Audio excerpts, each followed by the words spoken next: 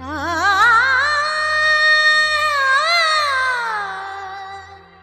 आ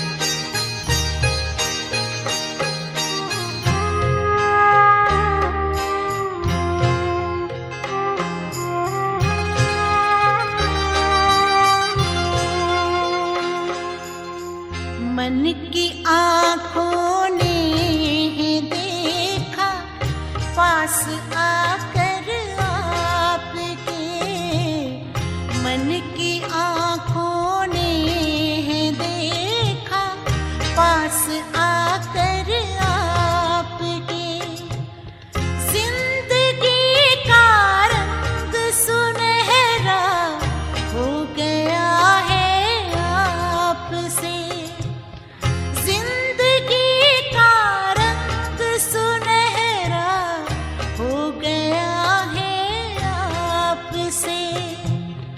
मन की आँखों ने देखा पास आकर आपके।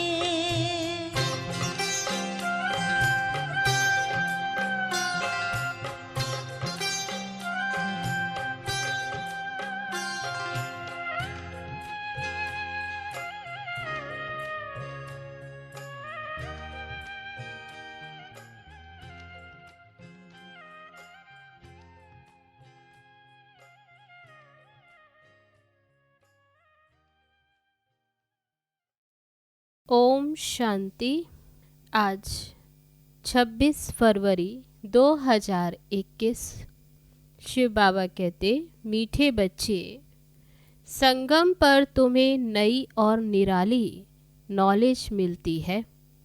तुम जानते हो हम सब आत्माएं एक्टर्स हैं। एक का पार्ट ना मिले दूसरे से। प्रश्न है, माया पर जीत पाने के लिए तुम रूहानी योद्धों को कौन सी युक्ति मिली हुई है? उत्तर है, हे रूहानी क्षत्रिय, तुम सदा श्रीमत पर चलते रहो। आत्म अभिमानी बन बाप को याद करो। रोज सवेरे सवेरे उठ याद में रहने का अभ्यास डालो तो माया पर विजय प्राप्त कर लेंगे। उल्टे सुल्टे संकल्पों से बच जाएंगे। याद की मीठी युक्ति माया जीत बना देगी। गीत है जिसका साथी है भगवान। ओम शांति। ये मनुष्यों के बनाए हुए गीत हैं। इनका अर्थ कोई कुछ भी नहीं जानते। गीत भजन आदि गाते हैं, महिमा करते हैं भक्त लोग, परंतु जानते कुछ भी नहीं। महिमा बहुत करते हैं। तुम बच्चों को कोई महिमा नहीं करनी है। बच्चे बाप की कभी महिमा नहीं करते।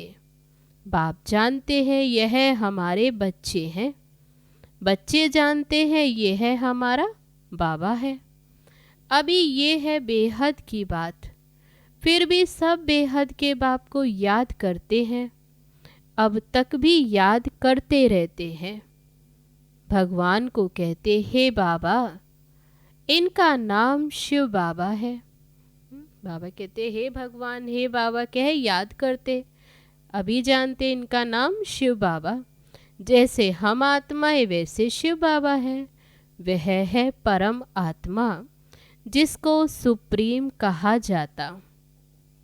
उनके हम बच्चे हैं। उनको सुप्रीम सोल कहा जाता। उनका निवास स्थान कहाँ है? परम धाम में।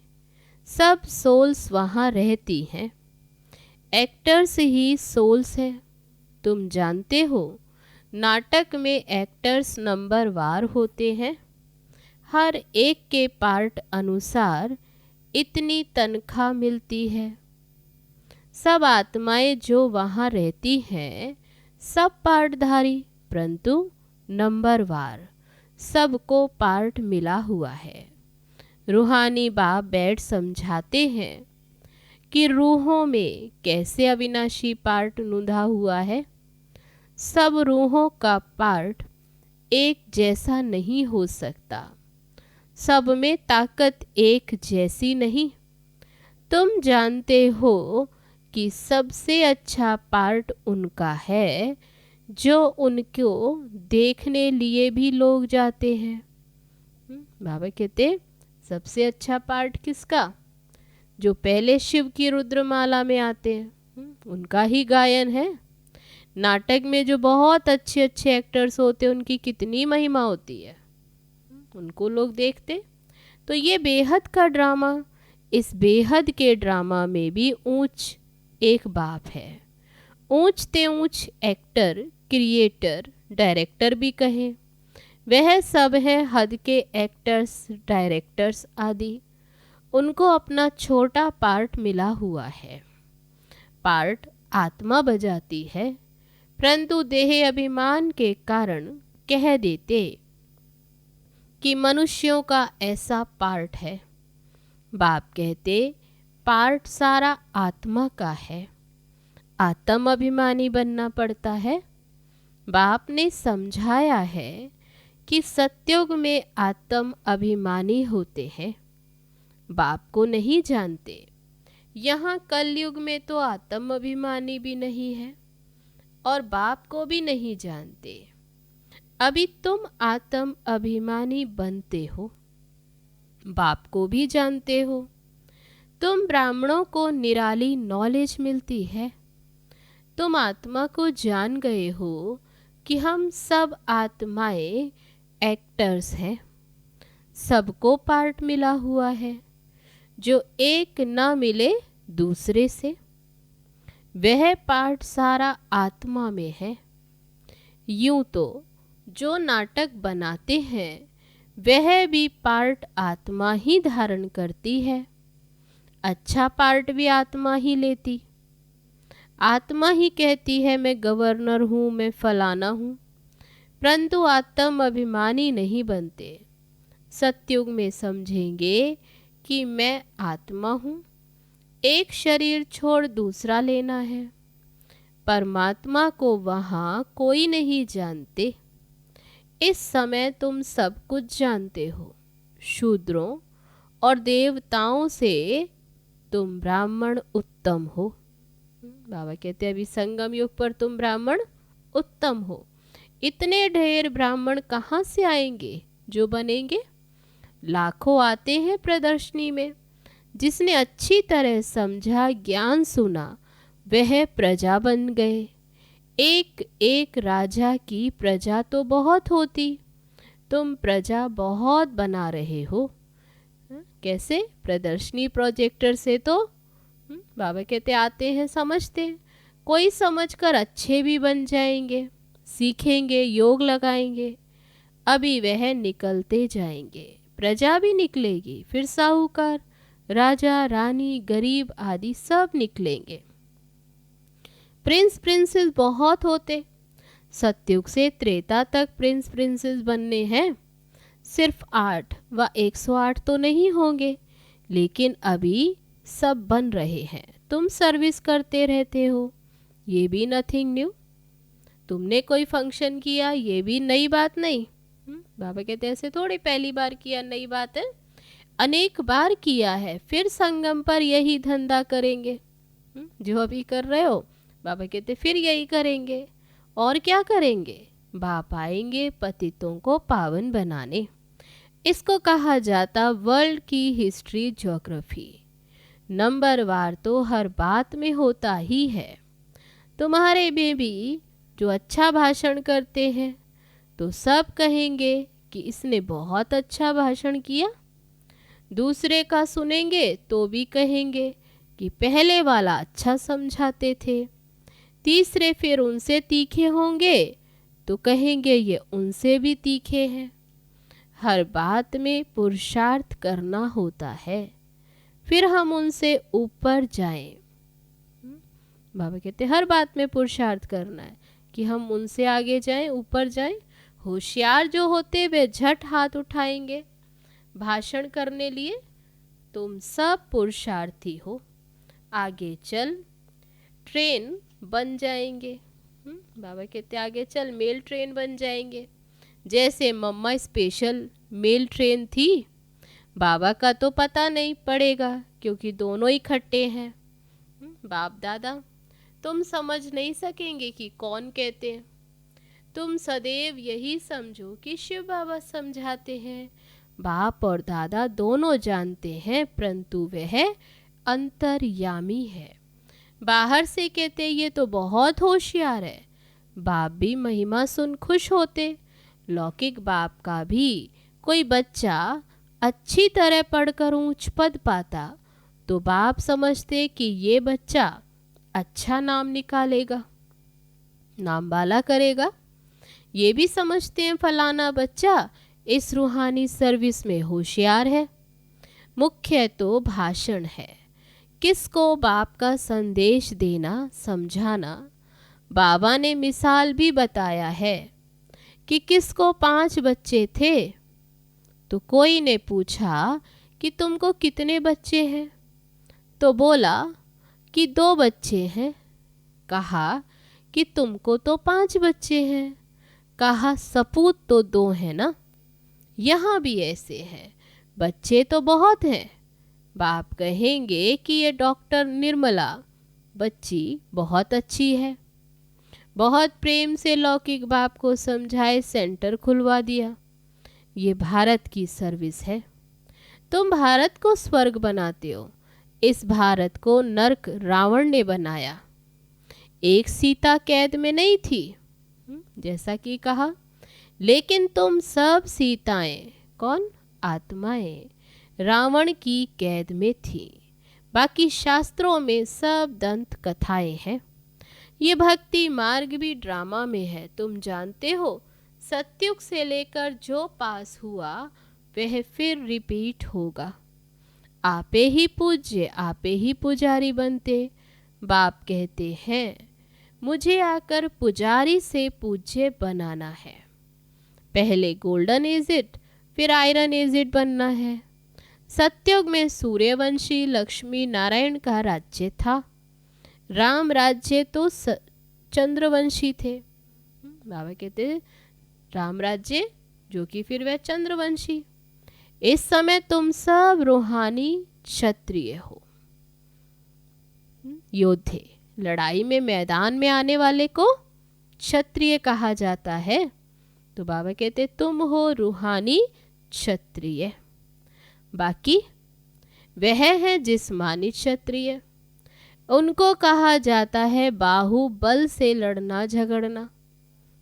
शुरू में मल्ल युद्ध होती थी, बाहों आदि से आपस में लड़ते थे, विजय भी पाते थे। अभी तो देखो बॉम्ब आदि बने हुए। बाबा कहते तुम भी क्षत्रिय हो, वह भी क्षत्रिय है, योद्धे हैं। तुम माया पर जीत पाते हो श्री मत पर चलकर। तुम हो रूहानी क्षत्रिय। रूहें ही सब कुछ कर रही हैं इन शरीर की कर्म इंद्रियों द्वारा। पार्ट बजाती है कौन, रूह। तो बाबा कहते तुम आत्मा ही अभी योद्धे हो। रूह को ही बाप आकर सिखलाते बच्चे मुझे याद करने से ही फिर माया खाएगी नहीं। बाप की याद में रहेंगे तो माया खाएगी नहीं, तुम्हारे विकर्म विनाश होंगे और तुमको उल्टा सुल्टा संकल्प नहीं आएगा। बाप को याद करने से खुशी भी रहेगी। इसलिए बाबा समझाते हैं कि सवेरे उठकर अभ्यास करो, याद में बैठो। बाबा आप कितने मीठे हो, ऐसे बातें करो बाबा से। आत्मा कहती है बाबा, बाप ने पहचान दी है मैं तुम्हारा बाप हूँ।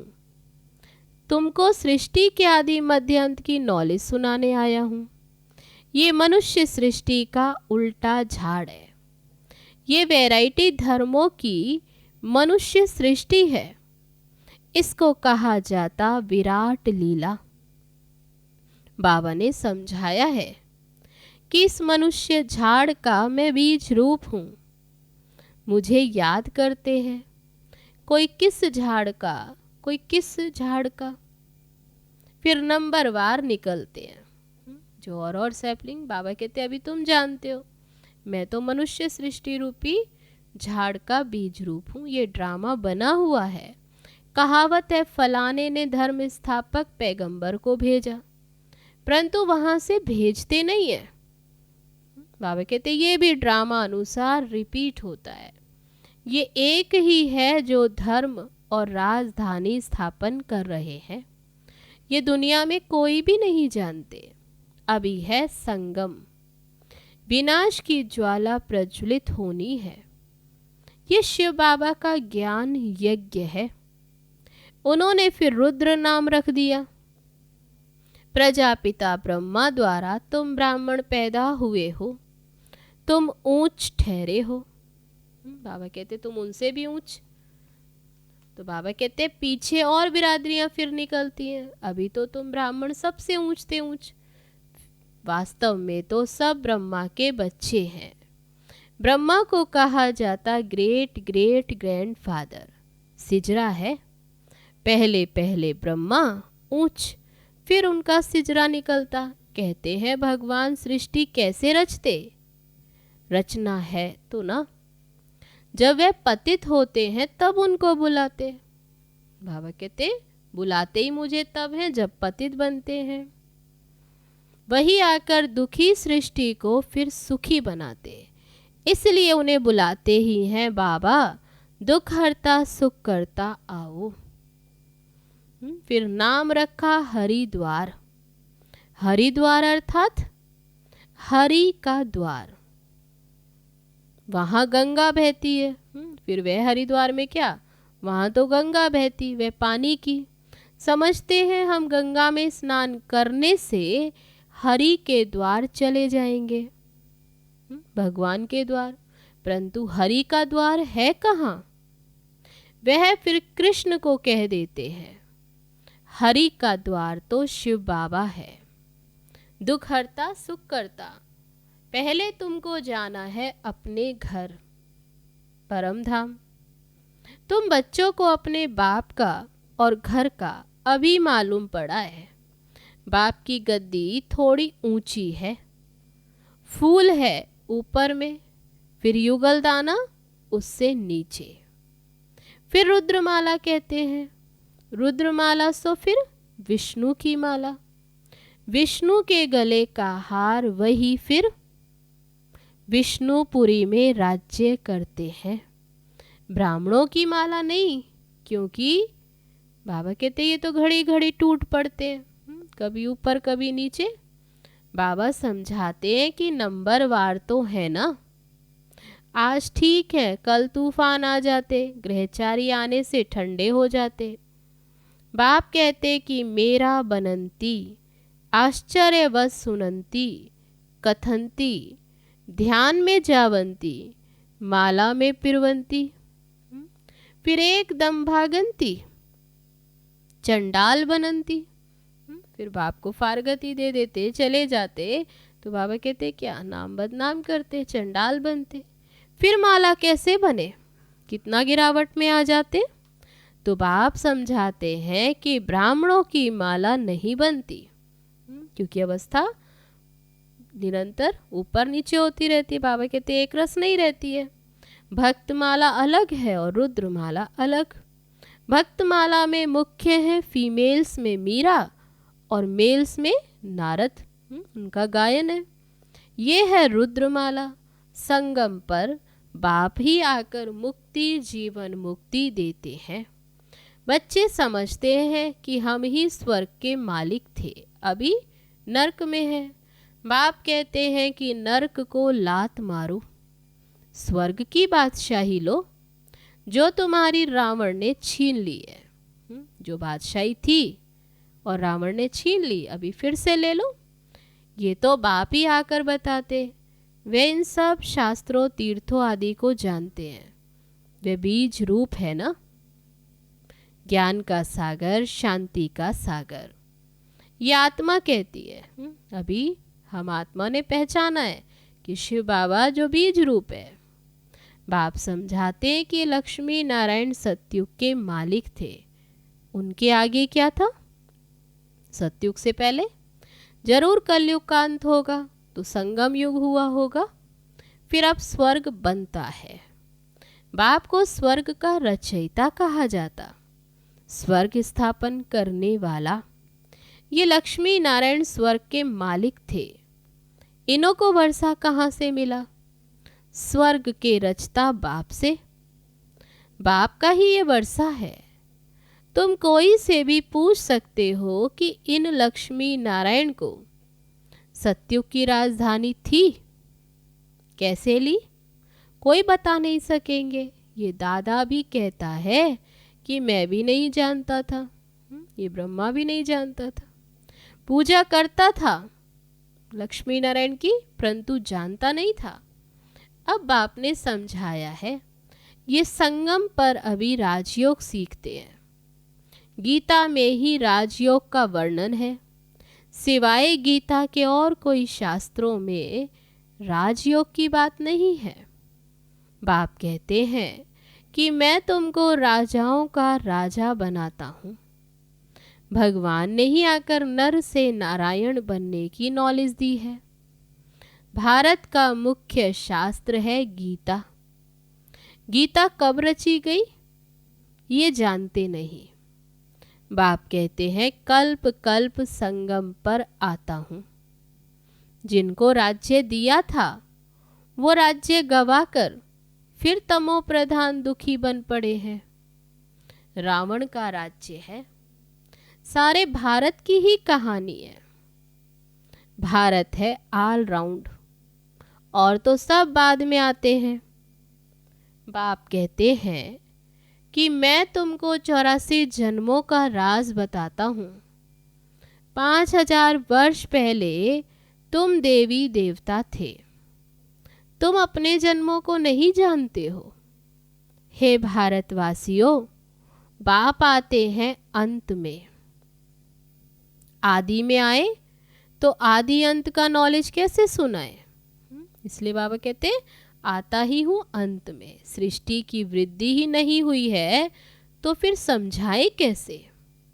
वहाँ तो नॉलेज की दरकार ही नहीं। आदि में तो बाबा कहते वहाँ तो नॉलेज की दरकार नहीं। बाप अभी संगम पर ही नॉलेज देते हैं। वे नॉलेज फुल है ना। जरूर नॉलेज सुनाने अंत में आना पड़े। आदि में तुमको क्या सुनाएंगे? ये समझने की बातें हैं। भगवान उवाच कि मैं तुमको राजयोग सिखाता हूँ। ये यूनिवर्सिटी है पांडव गवर्नमेंट की। अभी है संगम। यादव, कौरव और पांडव, उन्होंने बैठ सेनाएं दिखाई हैं। बाप समझाते हैं यादव कौरव विनाश काले विपरीत बुद्धि।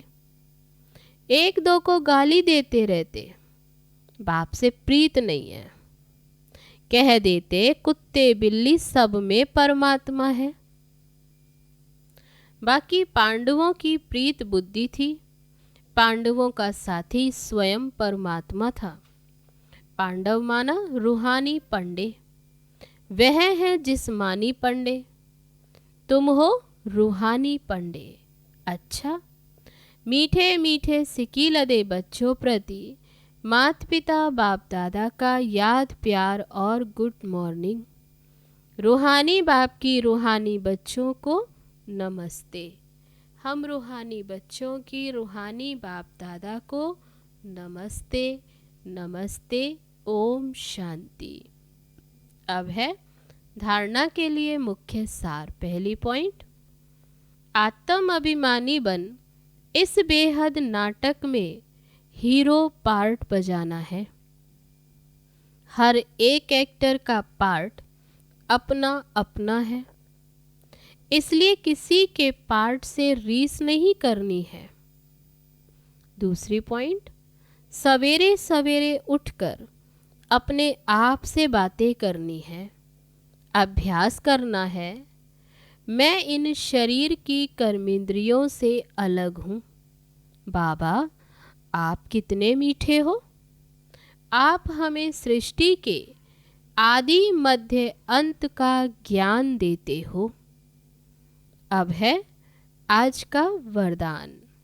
सदा देह अभिमान व देह की बदबू से दूर रहने वाले इंद्रप्रस्थ निवासी भव। कहते हैं इंद्रप्रस्थ में सिवाय परियों के और कोई भी मनुष्य निवास नहीं कर सकते। मनुष्य अर्थात जो अपने को आत्मा न समझ देह समझते हैं, तो देह अभिमान और देह की पुरानी दुनिया, पुराने संबंधों से सदा ऊपर उड़ते रहते हैं।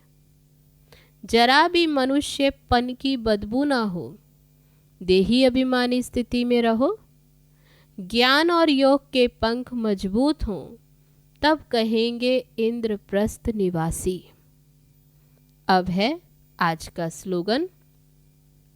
अपने तन मन धन को सफल करने व सर्व खजानों को बढ़ाने वाले ही समझदार हैं। अच्छा, ओम शांति।